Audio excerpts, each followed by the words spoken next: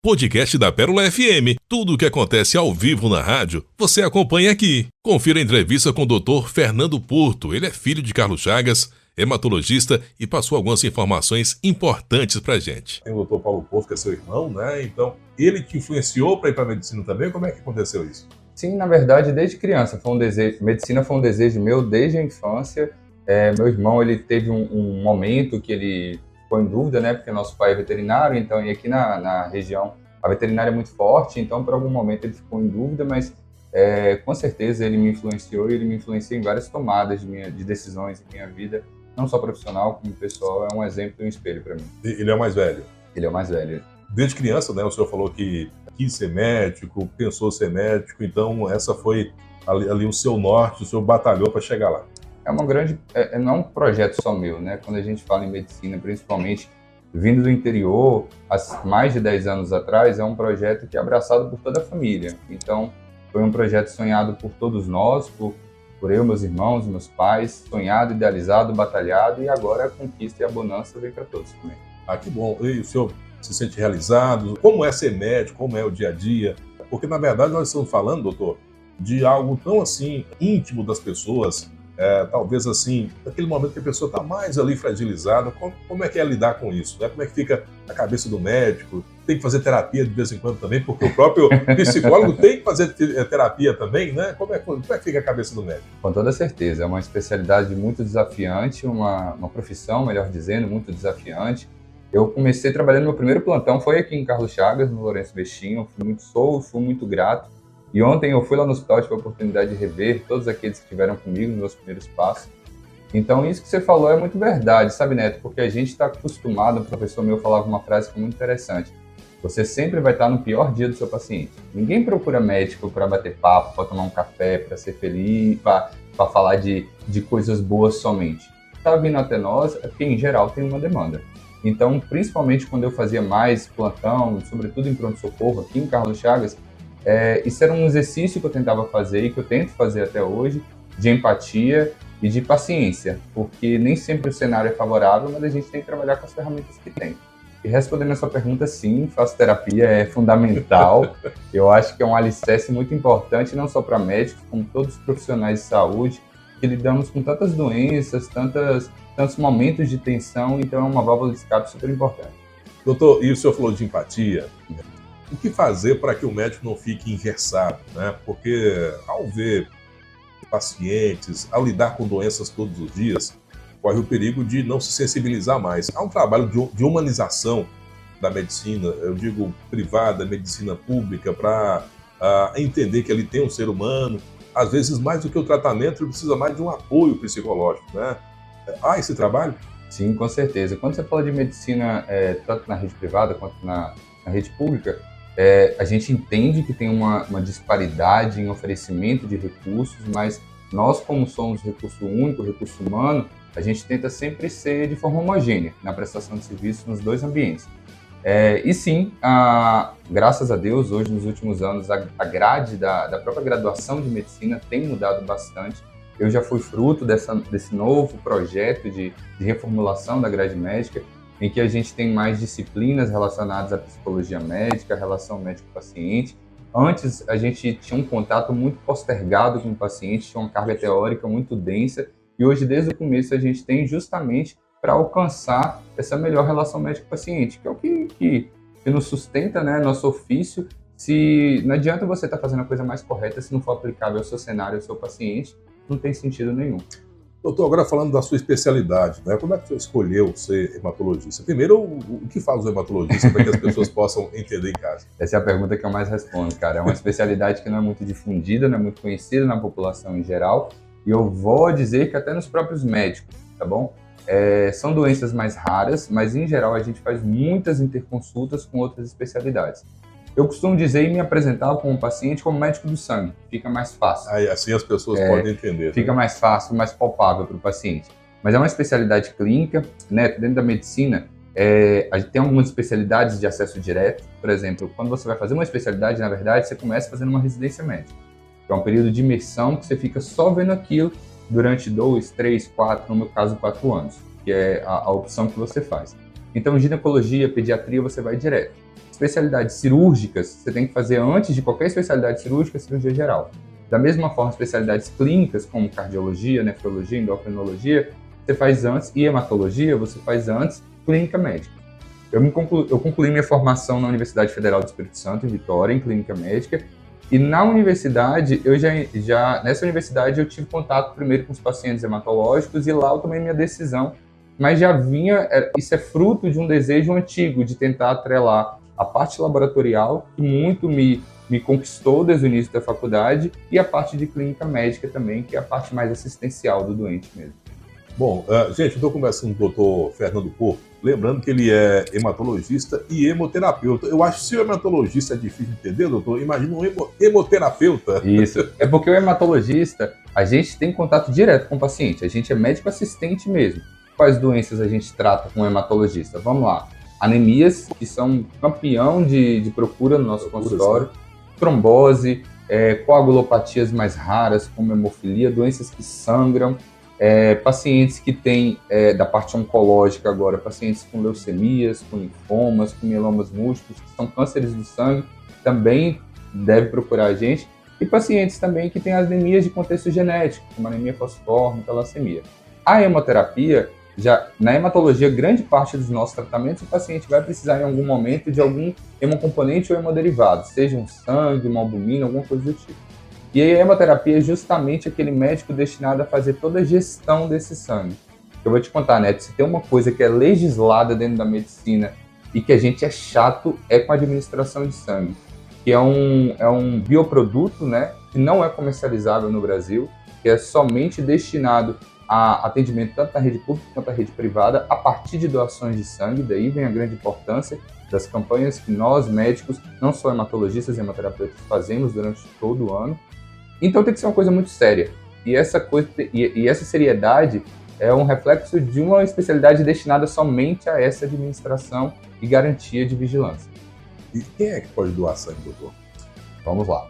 Como eu falei, a gente é chato com isso. Então, porque na década de 80, por exemplo, quando a gente vivenciou a epidemia do HIV, muitos pacientes contraíram vírus através de transfusões sanguíneas. Então, a gente tem uma seriedade muito grande com isso, não só HIV, hepatite B, hepatite C, HTLV, que é um vírus menos conhecido. Então, a gente faz uma triagem muito rigorosa. Eu falo eu estou me considerando profissional de saúde, não somente como médico. Então, grande parte dos hemocentros ele é nutrido por profissionais da área da enfermagem, da farmácia, da bioquímica.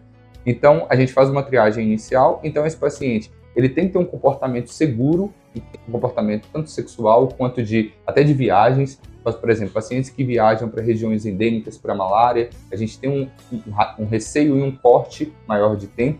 Além disso, a gente tem que dar um produto de qualidade, um sangue que vai ter um rendimento transfusional para esse paciente. Então, esse sangue ele tem que ser um sangue que vai ter um hematócrito, que a gente fala, que é uma porcentagem de glóbulos vermelhos suficiente para esse paciente. Então, a gente usa, em geral, o corte de 50 quilos. A partir de 50 quilos, esse paciente pode ser candidato à doação de sangue. E, além disso, a gente também tem que garantir a segurança do doador, porque, na verdade, ele é aquele paciente que está fazendo somente por solidariedade e empatia, como a gente falou. Então, esse doador, em geral, homens, é um intervalo de 2 meses, mulheres, um intervalo de 3 meses que possam fazer essa doação. E a gente sempre orienta a hidratação, a não fazer atividade física logo depois de uma doação. É um sangramento, né? É um sangramento que a pessoa faz de cerca de 400 a 450 ml. Já que o senhor está falando de sangue, né? O senhor falou aí com relação ao HIV, nessa época aí, acho que muitas pessoas foram infectadas através da transfusão de sangue, né? Infelizmente, sim. E ao se tratar de sangue, e o senhor falou sobre trombose, a partir da pandemia, muitas coisas são faladas. Engraçado que sempre as pessoas questionam, não o vírus, mas a vacina, né? Eu nunca vi as pessoas, olha, talvez pode acontecer isso, mas talvez devido ao vírus, então a vacina, mas é sempre em cima da vacina o foco. Realmente há um aumento de trombose a partir da pandemia ou a partir da vacinação, ou é só falácia? Olha só, né? Quando a gente fala de trombose, a trombose, o que mais é? Para a gente manter o sangue, porque o meu objeto de estudo, que é um órgão líquido, ele não é um órgão sólido como o coração. Então é uma coisa fluida, e o sangue tem que fluir. Então, a partir desse momento que o sangue flui, ele tem fatores que mantêm ele líquido Então é para que ele não ocorra trombose, que é a solidificação e a oclusão do vaso sanguíneo, mas ele também não pode ficar muito fluido, senão a gente tem eventos hemorrágicos. Então a gente tem um equilíbrio perfeito entre os fatores anticoagulantes e os fatores procoagulantes. Seria, grosso modo, dizer que, por exemplo, a dengue hemorrágica, o sangue fica muito fluido, ou eu estou falando besteira? Não é besteira, é uma dúvida frequente. A dengue é por outro mecanismo. A dengue a gente tem eventos hemorrágicos muito mais por plaquetas, que são elementos celulares reduzidos. Mas, por exemplo, tem algumas doenças hereditárias que elas podem ocasionar redução dos fatores de coagulação e a pessoa pode ter, inclusive, sangramentos espontâneos.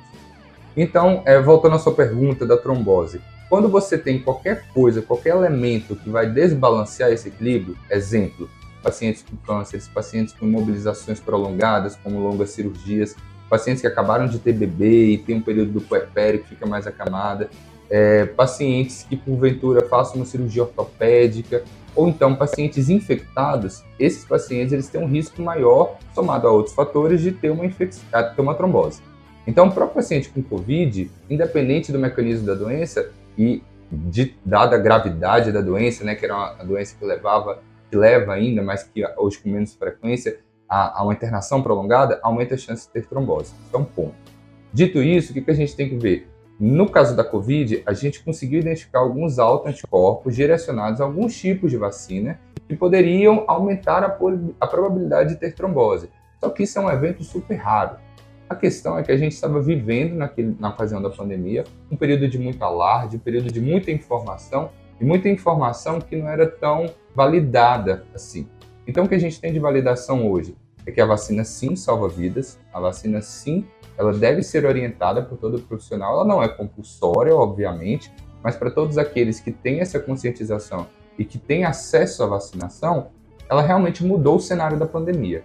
Agora, alguns casos pode acontecer trombose, pode acontecer como qualquer outra vacina. Nessa vacina, a gente teve uma ocorrência de casos maiores em virtude da maior vigilância que a gente estava tendo e, de fato, a gente não tem acesso à percepção desses autoanticorpos, que são proteínas direcionadas contra a vacina, que pode fazer uma inflamação e causar essa trombose. Mas em alguns casos a gente conseguiu identificar.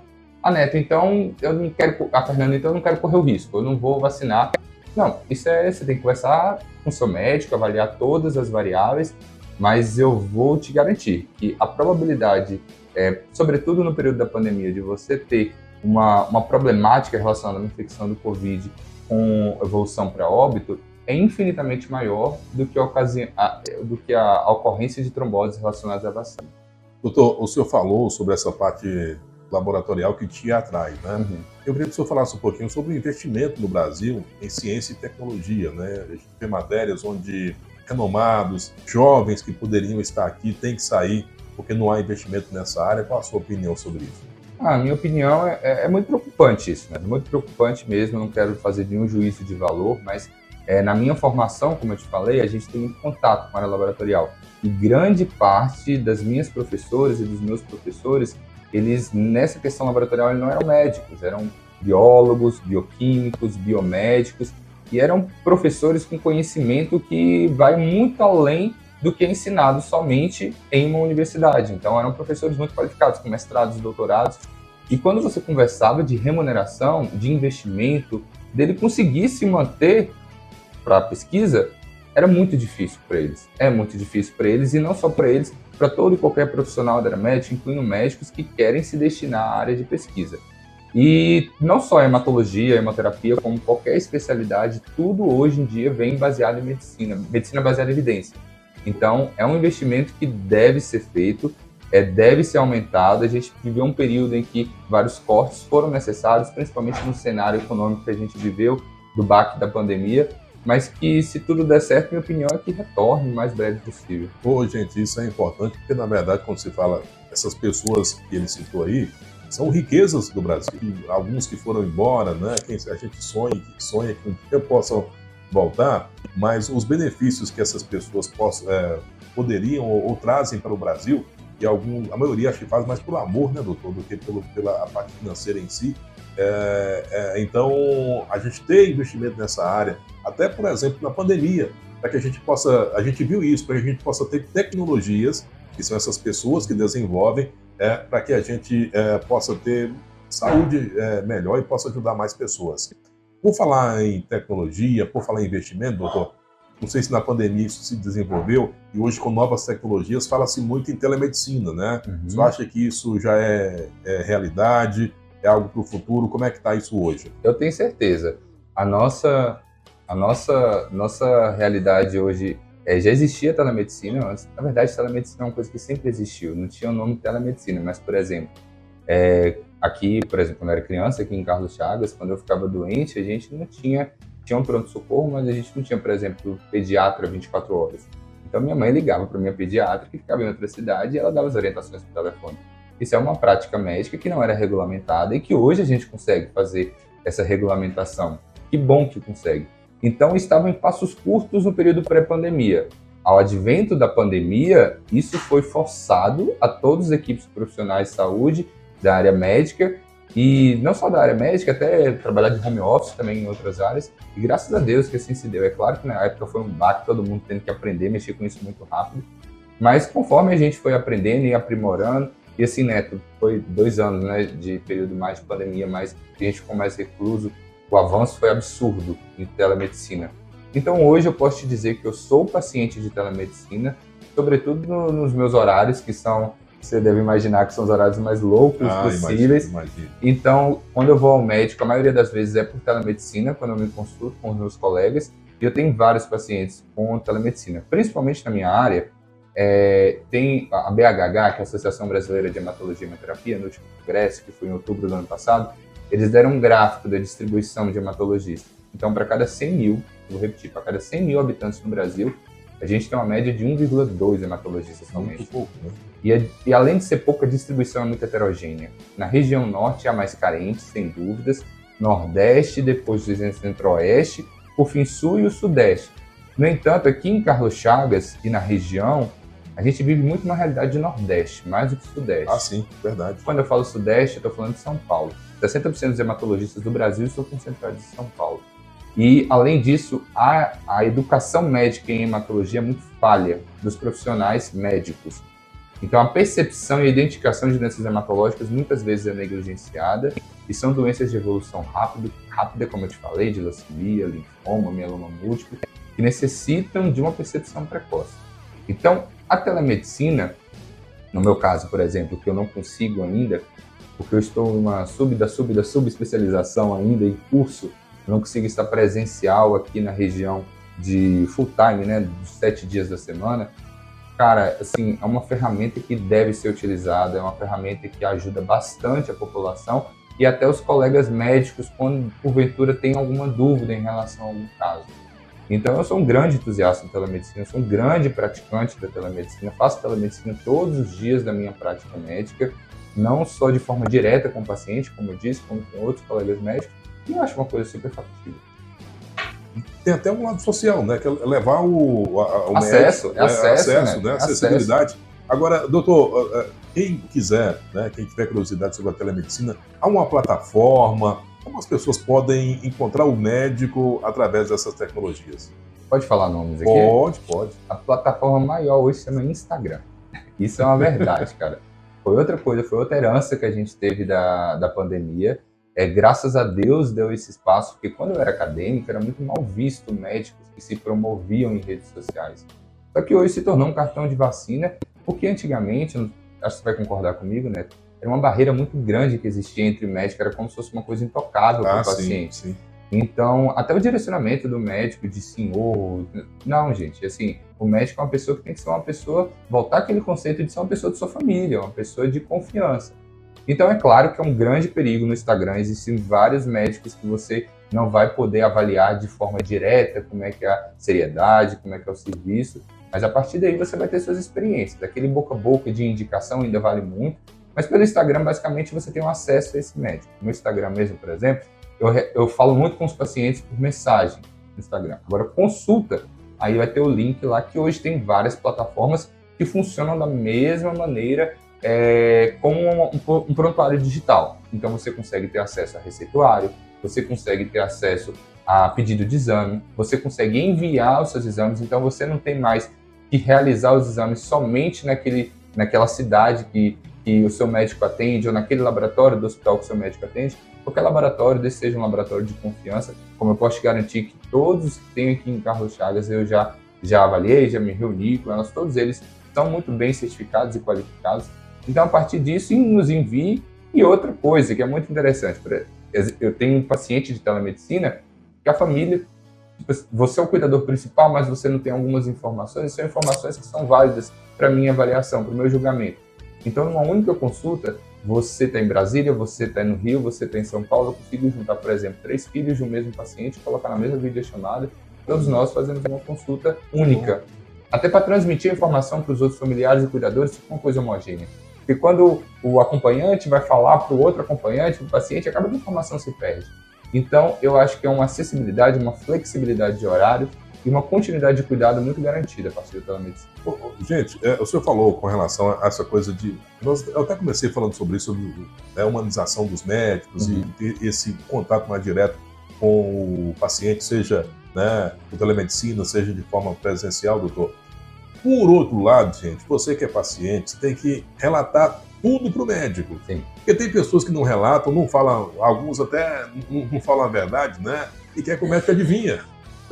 Não dá. Então, se você for o médico ou algum acompanhante, tenta anotar antes tudo que você tem que falar com o médico para que ele possa te avaliar melhor. Com mais informação, ele vai poder ali te dar um diagnóstico com mais facilidade, né, doutor? Nós também passamos por isso aqui. Às vezes a pessoa manda, faz uma propaganda para mim, fala assim, tá, mas você quer o quê? Não, faz aí. Então não dá, gente. A gente tem que ter informação para poder prestar um bom trabalho em todas as áreas, né, doutor? Não, de certa forma, cara, eu sou louco da lista, eu sou louco do Excel, de planilha, tudo que é forma. Eu adoro todos os meus pacientes. Eu entrego uma caderneta minha mesmo, tipo assim, padronizada. Olha, eu quero que você anote isso para mim, eu quero que você tenha essa pasta com essas divisórias, por exemplo. Quando eu atendo mulheres com queixas de sangramento menstrual aumentado, que é super comum no consultório, essas mulheres, muitas delas não sabem dizer qual foi o dia da data da última menstruação, quando que acabou a menstruação, quanto foi o período menstrual, quantos absorventes precisaram. E às vezes no julgamento da paciente isso não é importante para o médico, isso é importante. Então não tem problema nenhum desconhecer isso, mas a partir do momento que você traz isso para a gente, que a gente orienta de uma forma sistematizada, ter esse registro, o ideal é que se faça. Assim como medicações de uso contínuo, porque tem várias medicações que podem influenciar no funcionamento e na produção das células do sangue. Então a gente precisa saber qual medicamento, qual que é a posologia, qual que é a apresentação dessa medicação, as doenças que fazem... É muito comum, por exemplo, mulheres falarem que não usa nenhum remédio, então não faz anticoncepção. Não, eu tomo pílula. É remédio. Não é remédio. Eu não tenho nenhuma doença, mas se acompanha... Não tenho nenhuma doença, mas eu uso... Aí começa a falar várias medicações, porque não considera uma pressão alta, uma diabetes como doença. São doenças que mais levam pacientes para hemodiálise, que mais matam no mundo. Então são situações do corriqueira que os pacientes não conseguem nos trazer, mas fiquem tranquilos, que da mesma forma que eu falei, que hoje em dia a relação médico-paciente vem mudado, a forma como é ensinado nas principais universidades, a gente também está muito bem treinado em fazer essa busca ativa com pacientes e seus cuidadores. Só que é fundamental, uma coisa, isso é importante e a gente não consegue mudar. Idealmente, todo paciente deve ir com acompanhante para a consulta. Todo paciente? Sobretudo paciente idoso. Porque o paciente idoso não tem ele não precisa ter essa responsabilidade de saber uma lista de 10, 20 indicações. Entendi. Mas mesmo o paciente mais jovem, o ideal é que seja com acompanhante? Eu prefiro que seja, no caso das minhas doenças, se for um paciente super lúcido, orientado, não tem necessidade. A gente sabe também que todo mundo trabalha no horário comercial, mas essa é outra facilidade que a telemedicina proporciona, né? É uma consulta mais rápida, é uma consulta muito flexível de horários, inclusive em horários não comerciais. E com relação a valores, há uma diferença Não. Mesma coisa, cara. Até porque os pacientes que eu tenho em telemedicina, eles têm um acesso a mim até maior do que os pacientes presenciais. Como eles têm o meu WhatsApp, o meu Instagram, eu tô falando nomes que você me permitiu. Não, aqui. fique à vontade, fique à vontade. Tem paciente que me liga de madrugada e fala assim, mas tá tirando o seu conforto? Gente, assim, profissão é isso. Da mesma forma que você também entra aqui, se tiver uma informação importante, você tem que avisar para os seus ouvintes na hora, você tem que ficar ligado, e são ônus da sua profissão, eu também tenho um ônus da minha.